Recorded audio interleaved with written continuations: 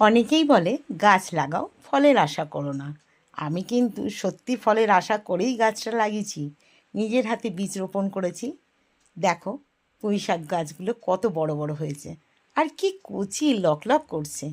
আজকে কাটছি, এত ভালো লাগছে কি বলবো বন্ধুরা। দেখো, একদম টাটকা তাজা। এইটাই হচ্ছে সেরা প্রাপ্তি। নিজের হাতে বীজ রোপণ করে তারপরে গাছ বড় করলাম। এখন কেটে নিজেরাই খাবো। বলো তো কতটা আনন্দ লাগে, তাই না? তাও আমার বাড়িতে কোনো কিন্তু জায়গা নেই, জানো তো। এই ছাদের মধ্যেই আমি ছোট্ট ছোট্ট টবে বলো, ক্যারেটে বলো, শাক সবজি লাগাই। এতেই যা হয়, ফুলও লাগাই। যেইটুখানি হয় সেইটুখানি তুলি। আমার নিজেদের তো হয়ে যায়, তাই জন্যে আমি এরকম শাক সবজি বসাই। আমার খুব ভালো লাগে। তোমাদের কেমন লাগলো অবশ্যই বলো।